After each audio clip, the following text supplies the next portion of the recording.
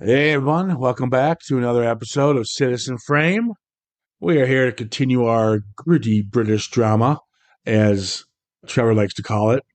Best of British. And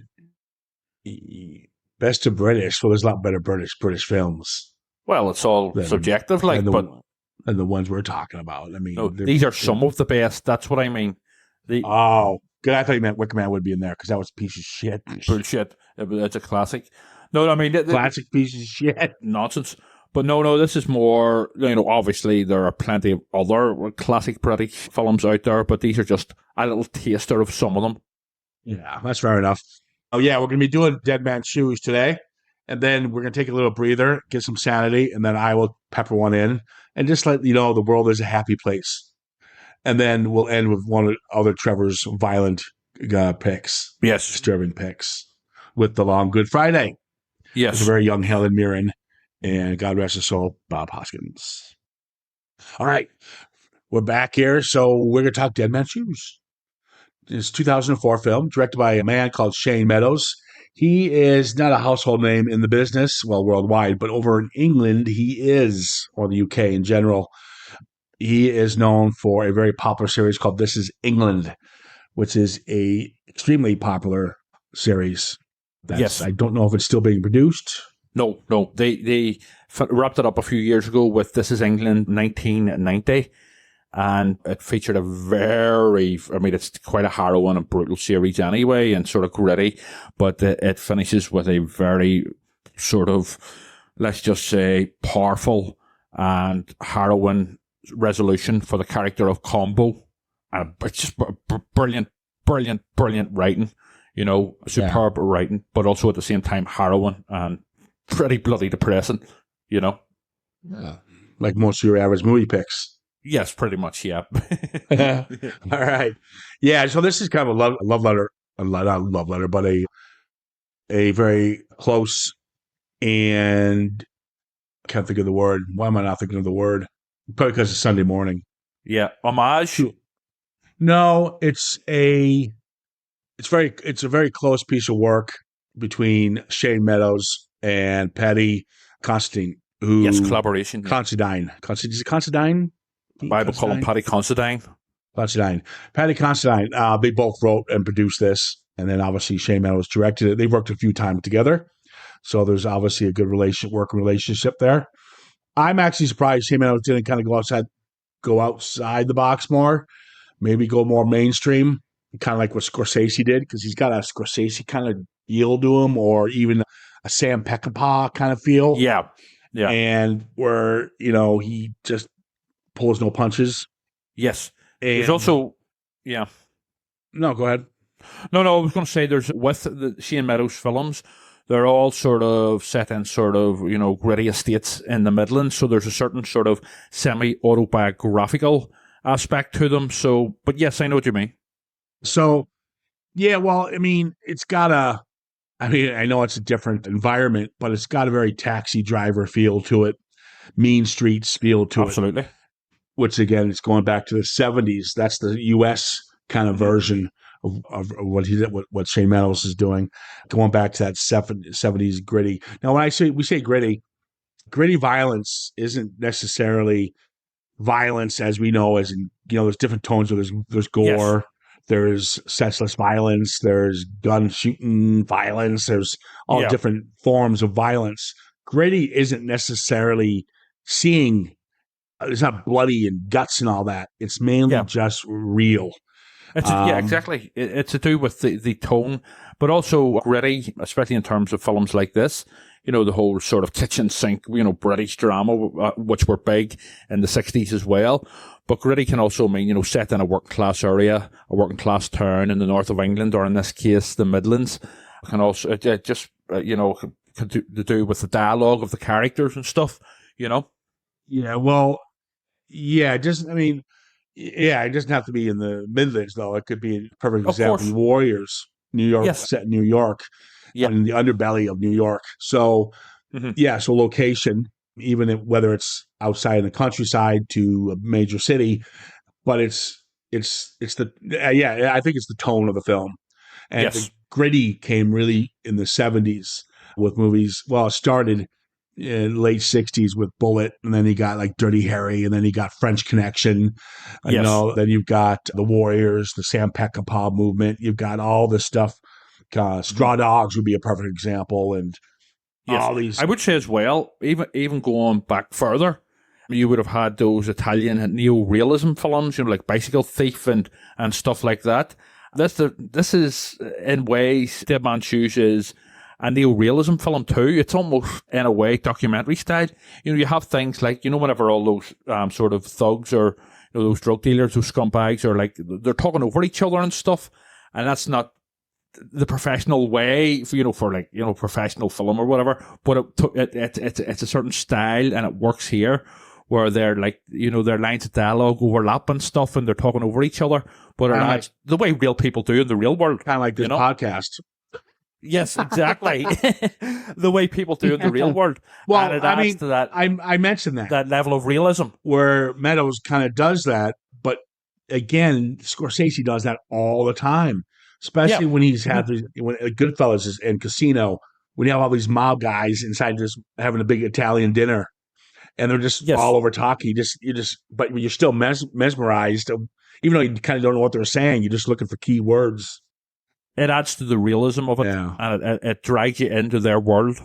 Well, let's jump into it and see if it is. This is a very beloved film. I know it did.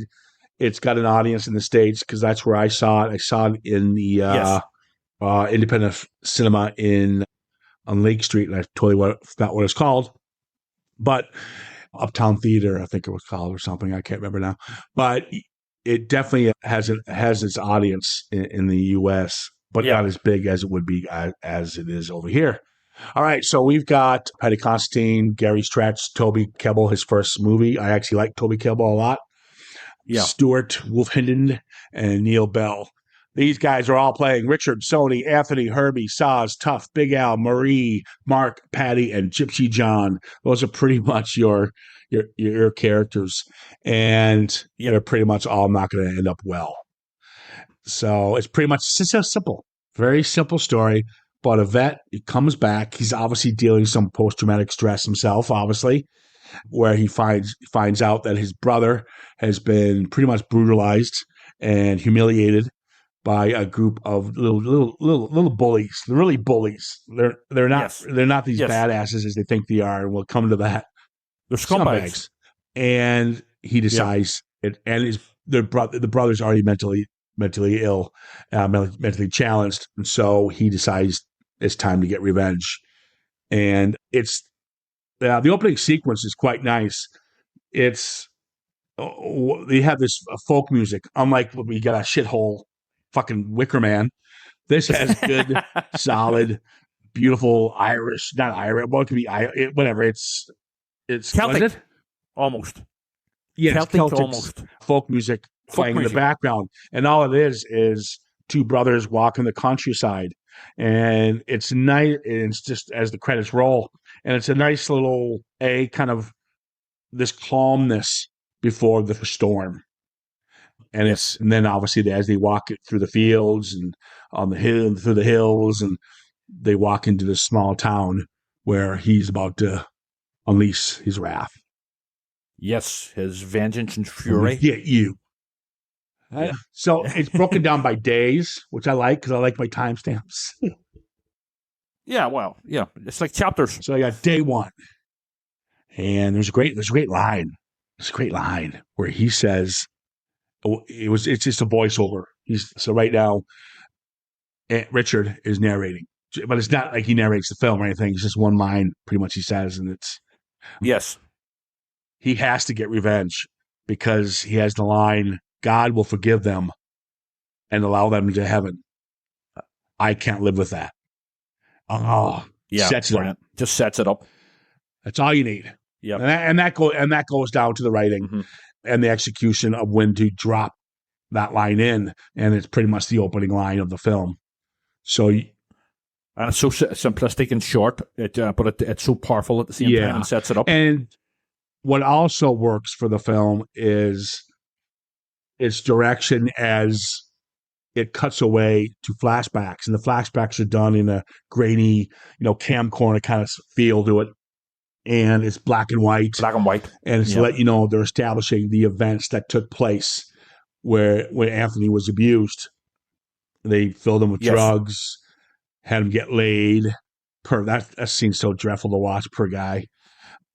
Yeah, but there's also the heavy suggestion that Sonny anyway was sexually abused. Yes, where in the kitchen. Basically, yes, physically abusing him. He had some terrible punch. Yeah, I mean, we won't go through all the flashbacks. We'll hold the last flashback for the end, but that's pretty much how the film goes. Yeah, it cuts back. So he kind of comes into town and he starts by taunting them. Pretty much with Herbie is the one who taunts first in the pool hall. Yeah. And Patty just gives this glare. It reminds me of the clown in the Terrifier. Has a scene in the Terrifier where he just stares at this girl in the diner, and it's fucking terrifying. And obviously this clown's got makeup and all, so it helps it be more creepy.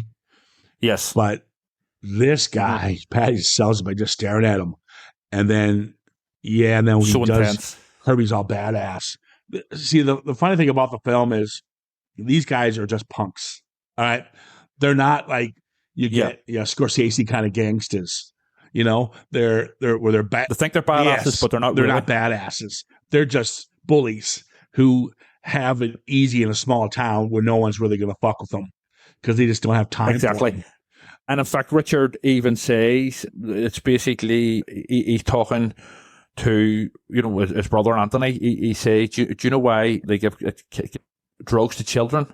It's good because they're weak-minded themselves, and that's what these guys are. They're weak-minded fools. They're pathetic. So they are. But at the same time, they've done horrible things. They're scumbags as well. Yeah, they're scumbags.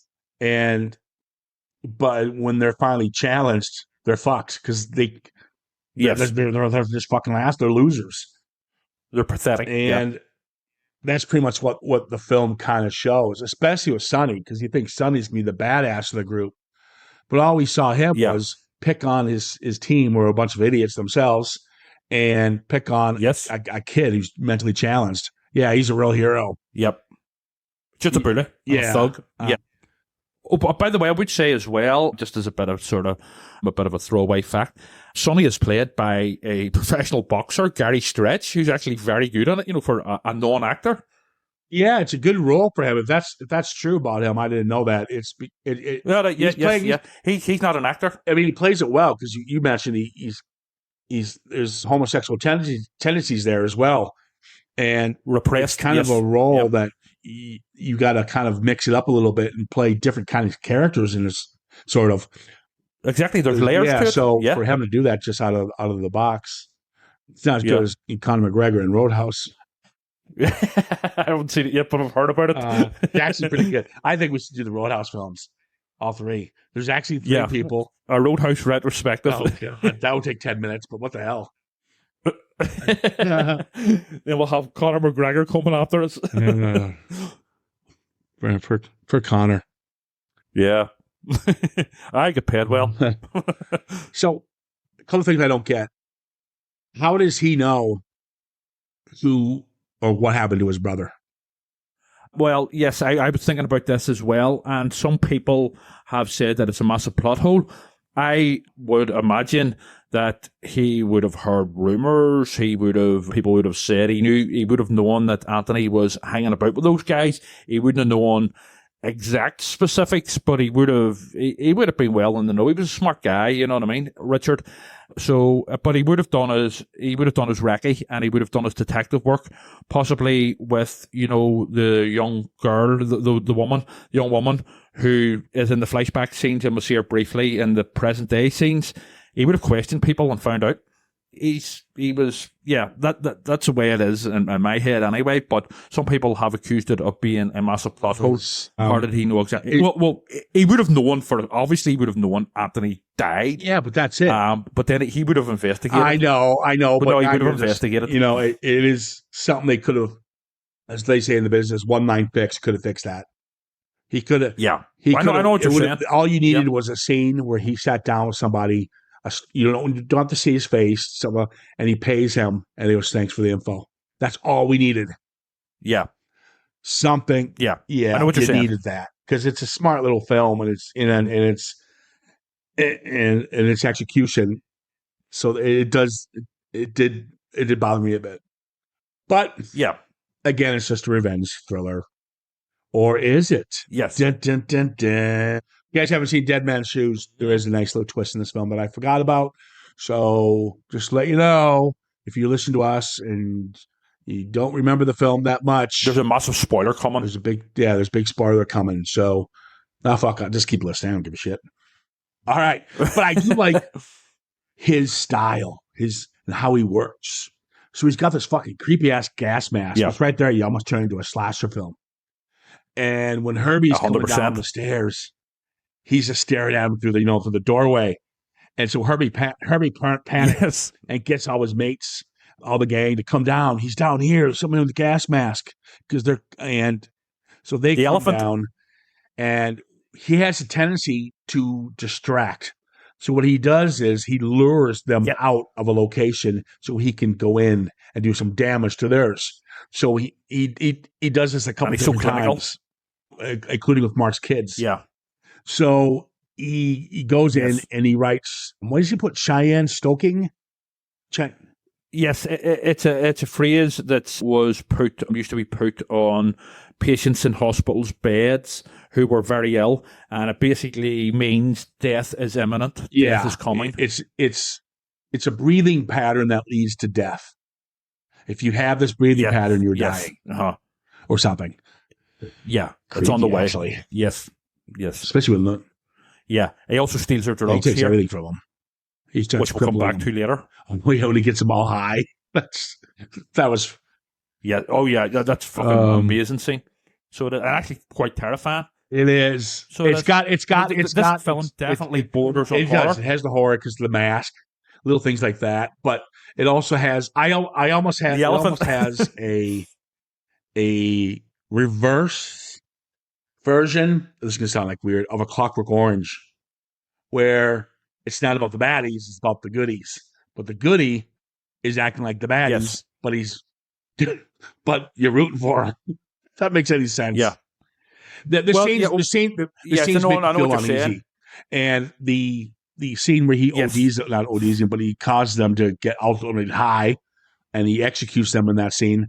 Yeah. It felt like the scene in Clockwork Orange when they go to that rich man's manor and they rape the wife and blah, blah, blah. Yes, I know what you mean. Even though they're the baddies, it makes you uncomfortable. Even though he's the goodie, I was a little uncomfortable with it because it was gritty and real. Well, I mean, at the very end then as well, in that final scene with, the guy Mark, then you realize, Richard then talks, look, I don't want to... we'll get to it. Don't jump ahead. Richard...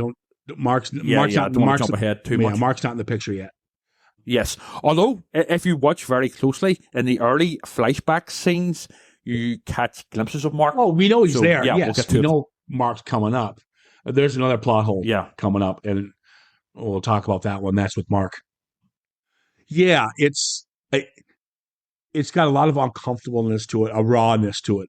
And yes. But at the same time, like Scorsese, Meadows will pepper in some humor, just to let you know. Oh, absolutely. Like dark humor. I'm sorry, the car thing's the funniest thing. It's like a clown car, guys. You can see in this film. I mean, and each time they're picking some of the bullies up, they're getting crammed in. It's like the Flintstones car. Yeah. Yeah, but also I would say as well, whatever he has spray painted them, as clowns to some of them. But the guy, the guy with the skinhead who has, and they're all blaming each other at first, but he's got the knob written on the back of his head. Fucking 500 quid this jacket cost me. Well, I think that was, but he still wears it. Yeah, it was what Gypsy, John, and Big Al, or I think Sonny and Sonny was obviously. Yeah, he ended up. They were so passed out that he ended up painting their faces, and they didn't realize it when they answered the door with the idiots. Yeah, basically clown makeup on. And then you have another flashback again. We won't go through the flashbacks because we kind of told you what they did to him. But yeah, you see the Sonny scene. It's where Sonny kind of asked for a blowjob from Anthony. Yes. Mm-hmm. Yeah. It's And he guts punts him. and it's almost with that as well. It's almost like Sonny is revulsed with himself, but he's taking it out on Anthony, his anger, and and it's just because Anthony is weak and so easy to basically bully and hit. It's disturbing to watch. It's tough. It's a tough watch at times. When finally Richard confronts Sonny for the first time, brilliant scene, and he goes up to him and he goes, "Listen, you leave now, and don't look back, or you're over." That's all he says to him. You're over. Yeah. And he goes, "I was literally right next to you, and I could have cut your leg right off or your dick right." I can't remember what he says. His throat. But yeah, I could have cut your throat right there. Yeah. I mean, he just pretty much lays it out for him. Yeah. But Sonny is so fucking arrogant, and he thinks he's a badass that he's not. He's just gonna, fight back. I love whenever Sonny gets out of the car and he's like, he starts off, he goes, some of the guys had, and straight away Richard just butts in and goes, "It was me." Yeah, I did it. He goes, "You're right there, in the palm of his hand, you're right fucking there, and you can see the rage of Richard, and he's itching, it's just brilliantly acted by Considine. Yeah, he just wants to go all fucking gung-ho on them right there. Yeah. But he's got to have patience. Yeah. And that's where he kills Gypsy Jones. I believe it's Gypsy Jones, the one he kills, that they find in the bathroom. No, yes. With the axe. Yeah. Yeah. We don't see it, but we just see the aftermath. We see the aftermath. Yeah, we don't need to see it. Yeah. Gypsy Jones, the other one though, I forget the name of that character. The first one that's bumped off. I could be wrong here, but I think Gypsy Jones, the guy that runs away and then ends up on a suitcase. Let's just say. No, that's tough. Yes, sorry, you're right. That is Gypsy John then. Yeah, you're right. Big Al gets shot when he's going to bring the money, but he's just going to bring them out. Now there's a scene. There's a weird scene, and you might be able to explain this when they find their buddy in the bathroom, all bloody and dead and shit. Yes. Sonny cries. Yes. So it was weird because here's this guy who's been introduced as this pretty much pig, and the big intimidator supposedly. Yeah. And he cries, and I'm thinking, why? I think it's because they were just those two guys were very close, and I think that it's a combination of things. It's also connected to the scene that just happened before it, where Richard basically completely psychs him out and puts his shits up. And so I think there's a lot going on. I think it's a rare showing of emotion and how he's feeling, and there's a lot going on in terms of emotion, in terms of fear. I think inside deep down he's terrified. Sonny is just a very weak man, in so many respects, but he puts on this bravado which comes across, which basically manifests itself as being a complete asshole and thug, essentially, a bully. Yeah. But I think this is just a rare glimpse of basically he is terrified, but also I think he was quite close to Gypsy John as well. I think he just knows he's fucked. Yeah, that as well. That's what I mean. Yeah. Terrified. So I think it's.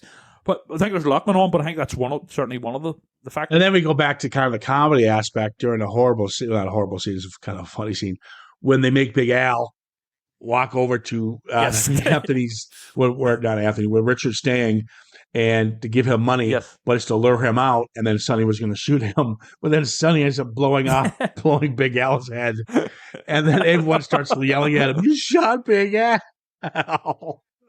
I mean, these guys. And then your mom, there's a very Reservoir Dogs feel to these kind of guys. Is a little bit. Oh yeah, they're not. Reservoir Dogs are not fuck ups, but this one, the way they talk to each other. There's a very Reservoir Dogs feel. Realistic. Yeah, it goes back to the neo-realism again. And your man shooting, Alan, he's calling him by his full name. Are you all right? His head's blown off. And he goes, "You shot Al, you twat! You shot him dead, you twat!" It just shows you they're just complete useless losers. Yeah. Idiots, way out of their depth. And then against the professional soldier. Then after Sonny actually kills Big Al, Tough. He's Yep. panicking. He goes, "I'm leaving. I'm not staying around." But Yes. he's the one who has the car. Yeah. So they're at the gas station. Yes. And he goes, "I'm done." And Sonny's like, "You leave. You better not come back." He goes, "I don't plan on coming back." And then the next scene, Herbie, Sonny, and Saws have to walk back because Tough is the one who owns the car. That's right. Yeah.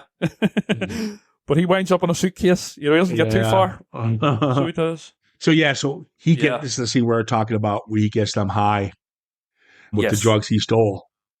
Yes, their own drugs. And he pretty much takes them out pretty disturbingly, one by one. And first, actually taking out Sonny, which you figured he'd be the last. I love that because it adds to the realism where it's a case of it's not like a big final showdown with the big bad guy. He gets Sonny first, just drags him. There's no big fight. There's no big struggle. Drags him into the brutal realism. Drags him into the kitchen. Puts a plastic fucking carrier bag around his head so he doesn't get covered in blood himself, and then just pulls out a fucking piece and shoots him dead. Brutal. But again, played up execution. The reason he was getting them high was so they couldn't fight back. But I don't think it's because he couldn't handle them. I think he did that to make them defenseless, like his brother was. Yes, because his brother, it was to torment them. Yeah. Because they spiked his brother. Yeah. And his brother was already mentally challenged in the first place. They forced him to take acid. So that really then you fucked add with his head. Yeah, and then you add that to it. So that's what he was really doing. Not because he could have gone in there and just kicked their ass. But there is, even before the brutalization of killing Sonny and these guys, there's a funny ass scene where they're all in the toilet. Yeah, and he's taking a dump. He's throwing up, because he's giving some obviously laxatives of some sort as well. Oh my god, the whole scene is quite funny, and then you turn the tables on us. Yeah. After basically, he spiked them with all sorts, but including acid. But you can see them, and they don't quite realize at first what's going on. But you can see them because they're all completely wiped out, and they're doing weights, and then you see them cleaning the kitchen and stuff, which is actually very funny. And your man's talking shit about pot noodles, how you could just use, because they're all talking dead fast because they're off their loaf, spiked. And he's talking about pot noodle containers. You could just use them as cups and all this here. Then they're all up in the bathroom because they're all terrified of being, alone because of Richard coming. So they're all up in the bathroom together. Sonny's taking a bath. Thank's taking a shit. And your other man goes, I can smell it from here. Just really well played. And then once he takes out, he kills Saz by putting his nose into his brain. That's how he kills him. And then Herbie's. I love the lead up to that actually, where he basically thinks he's are you the devil? I mean, we'll get to that later on, but there's a lot of sort of biblical references here throughout. It's almost like a biblical revenge story. But yes, sorry, go ahead. So you got Herbie, the one he's kind of been teasing the whole time.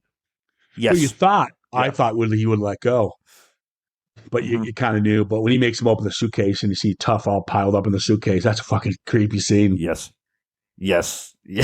That is indeed. Yeah, good model there. Get back to the horror. Exactly. The exaggeration, the overkill, I guess. Pardon the pun. Yes. And he wants to let him go, and Herbie, I don't know his whole journey, but I thought he let him go, but he hugs him and then gives them obviously a knife into the, I think right in the heart, in the guts, heart, I think. Mm-hmm. It's in the side anyway. It's a killer blow no matter what. But I would say the guy who plays Herbie is actually a really good actor. He totally sells that, and especially in those, he becomes like a pathetic little boy, whenever Richard has him sort of there at the end, and he really does sell it, but at first, at the start, he's Jack of the Lad, and he's selling the drugs in the bar, and I think he's one of those, apart from obviously Considine and Toby Kebbell, and even, Gary Stretch, I think he's certainly one of the best actors in it. Well, we talked about the luring out. He does this when he goes to Mark's home, who's outside. Well, first of all, that's like another twist where you find out there was another guy there that he gets out of Herbie. I knew there was another guy coming. I don't know what the twist was on this one. Mm-hmm. I can't remember. I didn't see it as a twist though. I think he asked. Right. No, yeah, right. he asked, "Where is he?" I don't think he asked. He knew. He wanted to Yes. know where he was, and then that's just location. I want to Yeah, know where he lived. not that he was. Not Yes, that yes, we I all know, knew yeah, Mark was yeah. there, but we just don't know where he lives. So when I don't. Okay, so he gives the kids, Mark's kids, kids, his son, the mask, the gas mask he's been haunting the other guys with, and And the to knife. get the Yes. father, Mark, out of the house, and they go look in the park for this guy who gave them this mask, which is Yes. obviously clearly Richard. So Richard then walks to the house, knocks on the door, and talks to his wife for a bit. Just a basic conversation, nothing. Yes. And for some reason, this conversation changes Richard, and I don't understand why. And this is where, so Because I will tell you. Yeah. Go yeah, ahead. so he leaves the house, and Mark ends up telling the wife the story of who this man is and why Yes. he's here. Yes. It's a nice scene, actually. He doesn't go through the whole. This is where you find out, and plot twist, people, that they left him at an abandoned farm somewhere, and Abandoned church. he ended up hanging himself. Mark wanted to go back to let him out because he knew he didn't do much, but he was still there.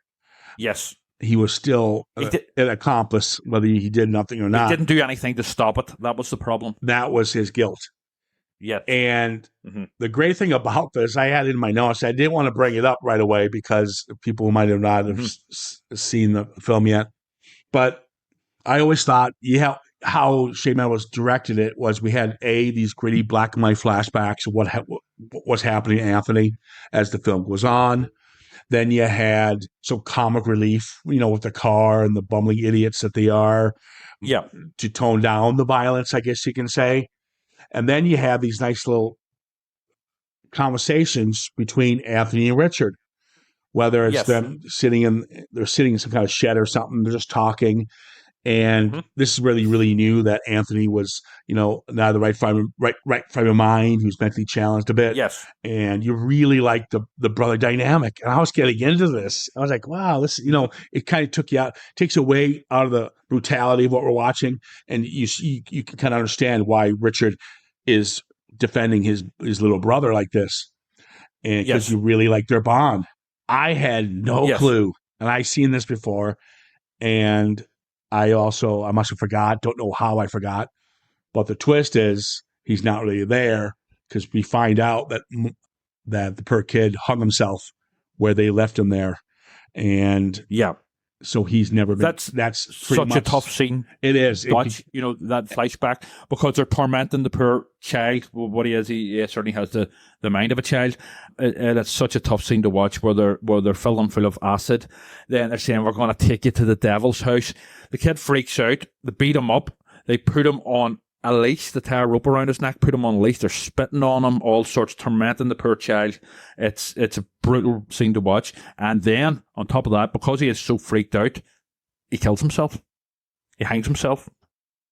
Brutal. So, and such a powerful twist.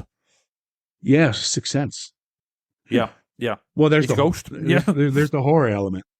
So he brings Mark. He pretty much kidnaps Mark, and he tells him, "You're coming with me." And he brings him to a place where he obviously hung himself. Yeah. Why did he kill Mark? Because whenever he goes to Mark's house and he's talking to his wife and he's going, "You're a good mother," he realizes. Richard says this. He basically realizes that this guy, Mark, is not as bad as the others, and in fact, he's really got his life together. He's not a scumbag. You know what I mean? He's a good father. I'm still not sold on that. I thought that too. Yeah, because he gives him the knife. He wants him to end this by killing him. He says, "I'm the monster." No, he goes, no, he doesn't. He says, "You're supposed to be the monster." Yeah, but it's me, is what he says. But now I'm the beast. Yeah. So how does he know he didn't do anything? Well, that's my point. You can't fix that with just like, oh, he's got a kid. I think it is a plot hole. It's a pretty big plot hole. I still go with it. But given us this fun journey and disturbing journey, and they give us one hell of a twist, and then you're okay. It could be explained that maybe Richard has been filled in and he's been talking to someone during his investigations, which I'm presuming he did. We'll never see any of this on the screen, but someone filled him in and said, they'd heard that basically Mark didn't really do anything. Although Mark does say, when Richard said to him, "What did you do?" He goes, "No, I said, what did you do?" And then he says, I didn't stop it. That's what it was. And so you could say maybe then Richard believes him. Okay. Wow. But, it's a bit confused. But basically, see this whole journey of this film, and you now realise it, essentially, although it takes you a couple of times at least to realise it. This film is about Richard's guilt, because Richard was embarrassed about Anthony whenever he was alive. He seen him as an embarrassment. He even admits it later on.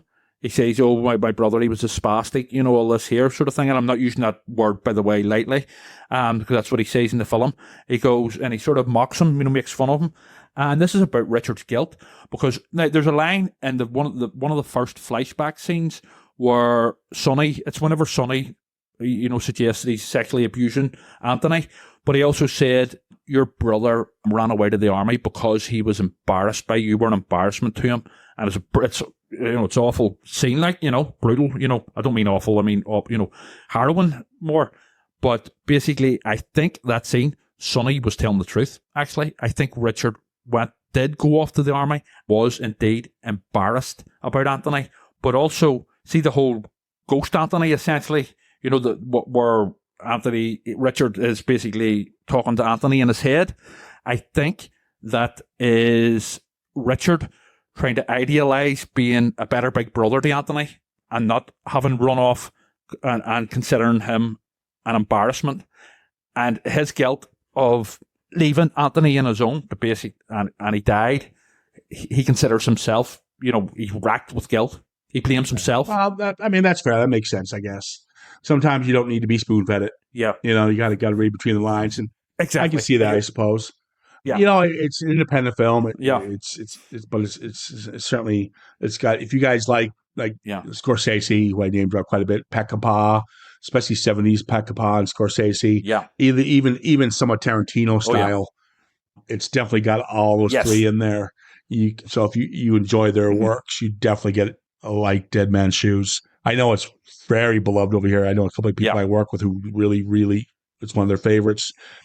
I don't know if I could rewatch it. You know what I mean? It's one of those films that I feel like gritty is tough to keep.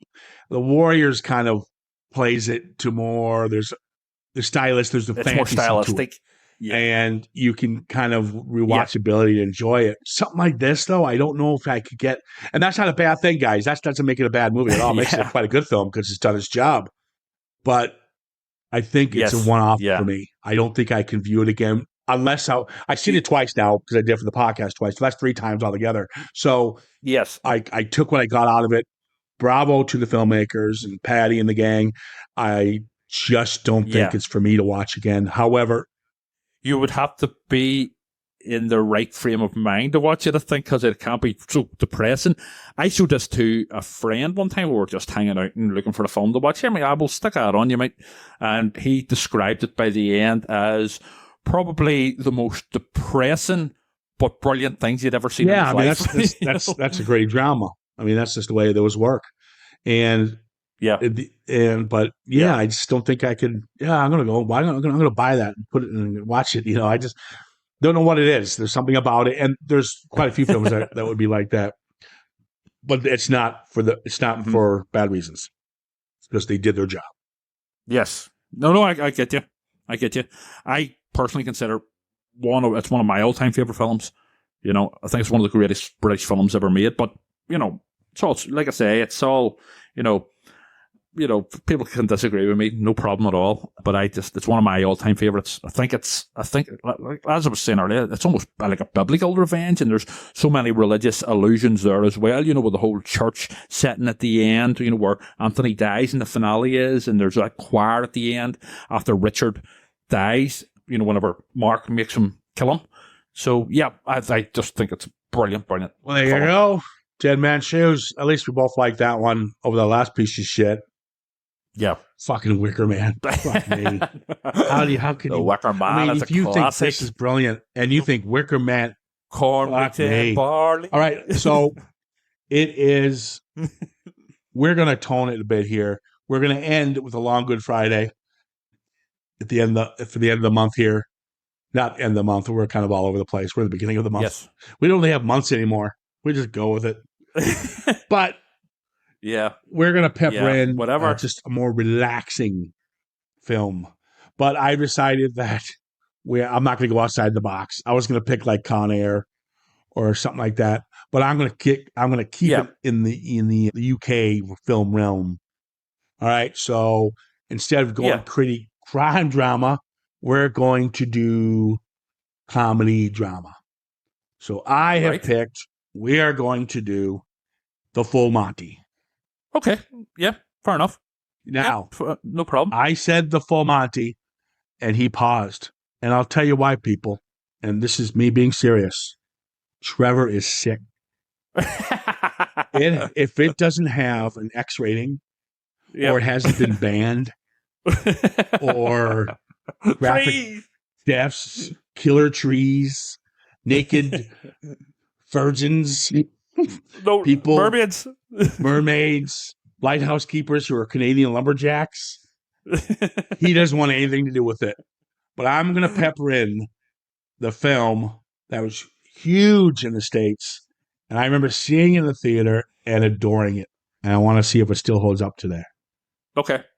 I was just, to be honest, I was just relieved. I was waiting on it. I was just relieved that you did not say 4 weddings and a funeral.